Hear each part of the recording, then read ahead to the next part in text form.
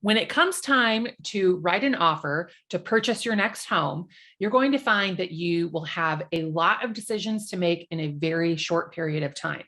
So we put this video together so that you can educate yourself in advance, because when you write that offer, at some point, I'm going to say, how much earnest money would you like to include in the offer? And you might wonder, what the heck is she talking about? So first things first, earnest money is not required by law, but it is customary to include it in an offer to purchase real estate in our market. Earnest money is used to show the seller how serious you are about buying their property. And you're so serious that you're willing to put your own money on the line, some skin in the game.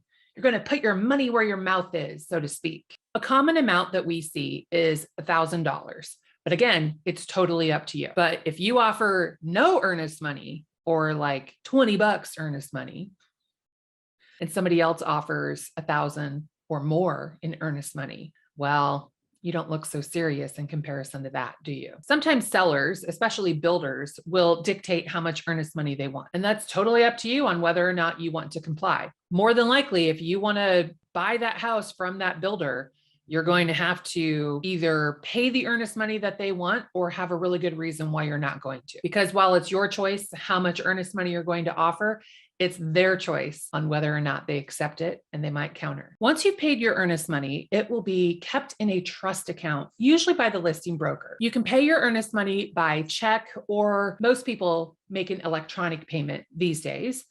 And that check or that electronic payment is going to be withdrawn from your account. It will be cashed and held in someone's trust account.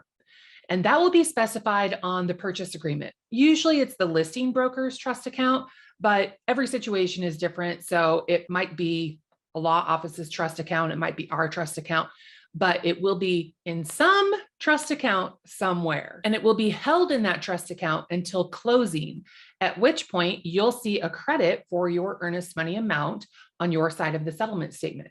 So it's always your money, and it will be credited back to you at closing. So it goes toward your closing costs, toward your down payment. It's your money, goes toward your side of expenses. But what if you don't make it to closing? There's some common contingencies built into the contract to protect you in the event that something goes wrong and you have to get out of the contract. Of course, everyone's contract is going to be different and unique to them. So these are just some overall highlights of contingencies that might be in play with your contract. Let's say you have a home inspection and you find that your new home is built on an Indian burial ground. Oh my God. Okay, first of all, that's not going to happen. This is a totally exaggerated example, just so you can see what will happen just in case something unfixable happens. I mean, obviously, who's going to be super excited about living on top of an Indian burial ground?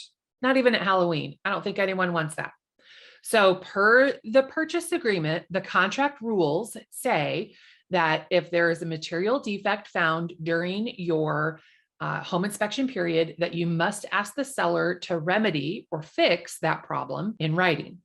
So we'll write up our request and ask them to move the house off to remove the Indian burial. Like it will be a ridiculous home inspection request, but we'll write it up, send it to the seller, and the seller will say, no, there's no way that I can fix this. I'm really sorry, but I can't fix it. You have to take it or leave it. So in this crazy example, you would probably choose to leave it. You'd walk away from the house and you would get your earnest money back because we were unable to come to terms on home inspection. It's also possible that this Indian burial ground example might come up in the title opinion. So maybe you had your home inspection, nobody knew about it then. Maybe the seller never even knew about it, but somehow this fact of this house being built on an Indian burial ground comes up in the title opinion, which is the history of the house, and it shows any liens or, other weird things that have happened over the history of the home.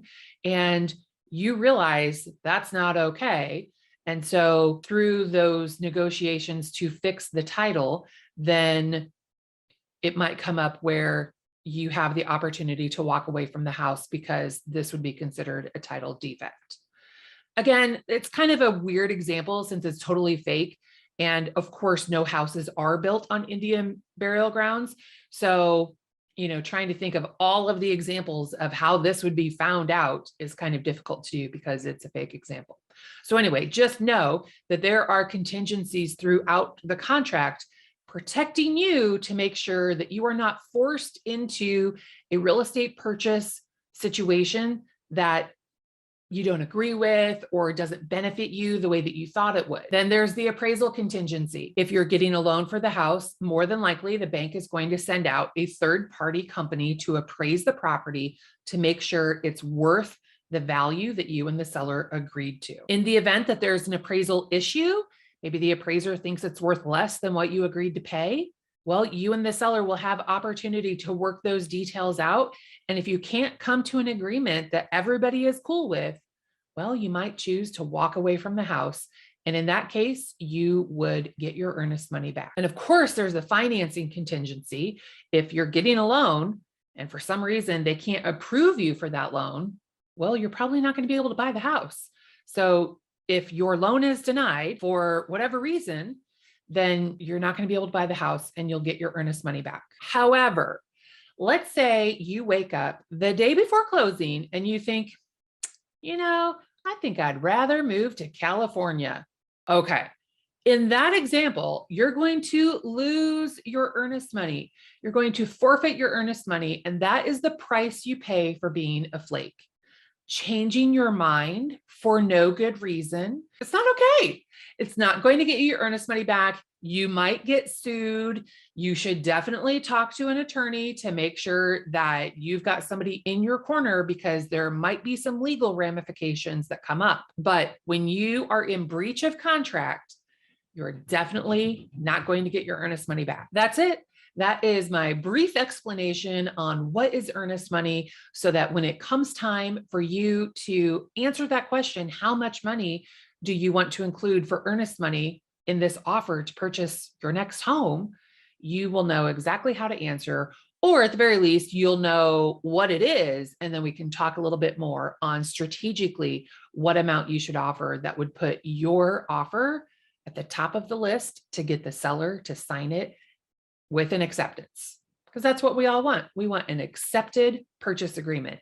Yes. When you're ready to purchase your next home, please visit us at DesMoinesHouseHunters.com and start house hunting right away.